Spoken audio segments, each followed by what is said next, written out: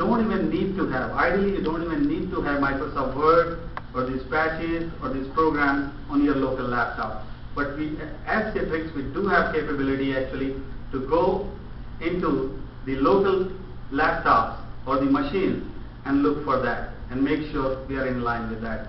So patches get pushed exactly the same way they get pushed, on the managed devices, but it's up to the user, discretion. It's user's decision whether they want to deploy it or not. But normally what happens is in this scenario, it's a scenario of like rental car versus cars that you own. So normally users, they take care of their laptops, better. That's the tendency. So hence, so far during our results and surveys, we haven't seen any major outliers there. But we do have capability to monitor and make sure that everything is upgraded to the same patch level and whatnot. Thank you. We do have that. So as far as the patches, it's Microsoft, but what about the antivirus? Is it a corporate antivirus process, or is it individual? Like you say, they have to have it, and you offer it, but is it corporately maintained? Do you manage the scans and monitor the scans, or do you just say, because you're working through the managed network of Citrix, as long as you have it and it's running at some point or another, or do you actually manage it on a week-by-week scan or something like that? That's a great question. We don't force it actually, but the employees, they have option to buy their own or download it from our website. So normally, with like almost 1 year into the program, we haven't seen any major problems. And it's mainly like the example I gave you, rental car versus car owned by you. It's basically employees tend to take care of. That's the first step. You buy a new laptop, you put an antivirus there. And then BYOC, and I can talk for my department here. I haven't looked at the data for all 400 employees. 19 or 20 of my employees, they have the corporate wide, antivirus on their machine. So they have it. So it does take care of that, like that. But there's no like policy that we force top down right now at this stage in the game, where we make it mandatory. We monitor their, hard disks and all, because they're actually working on the virtual machine.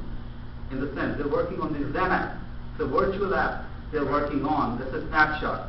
And there's no direct access between the user file system and our servers, if you will. So that does take care of that, and it's minimal risk, but we do manage it like that. Right.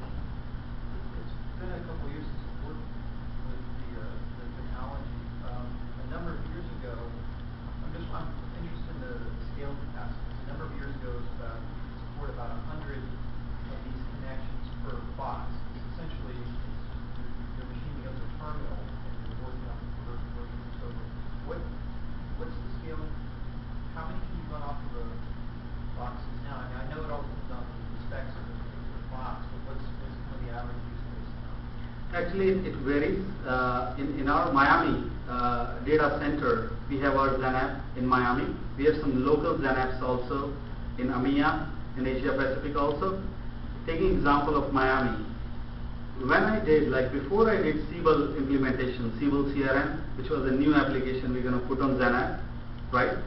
We had close to 80, 85 servers that are snapshots of all these applications. So depending on the user load, you can connect to either one of those servers, right?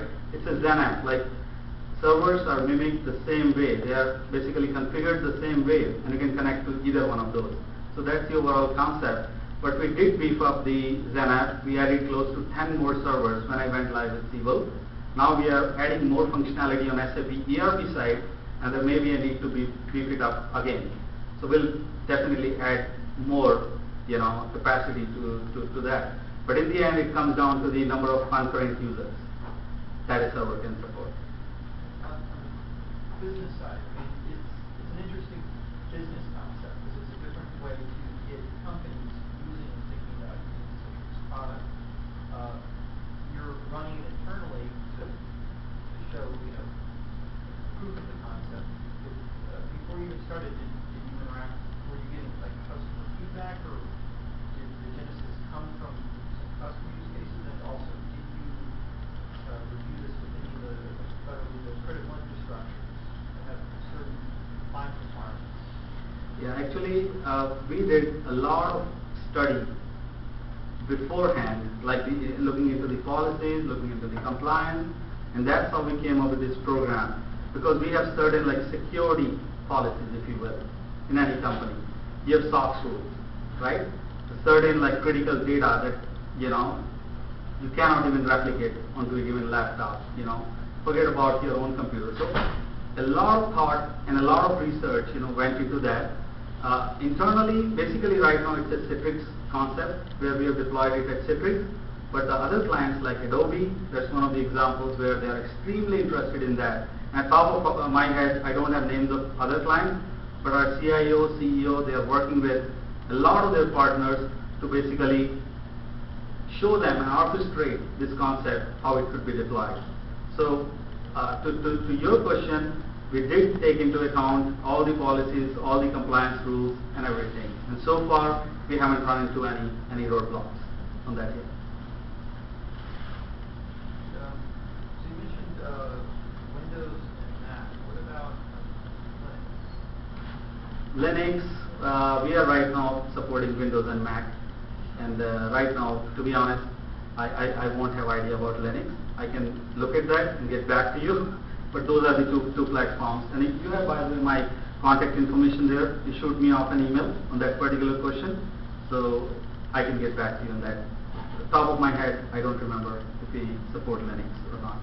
Well, the thing Citrix is applied to, because I've used it, I use it at work for that, but it's quite an antivirus issue because Of course, we support, as part of our products, we support all the operating systems, but I think his question was mainly on the BYOC concept, leveraging, Linux.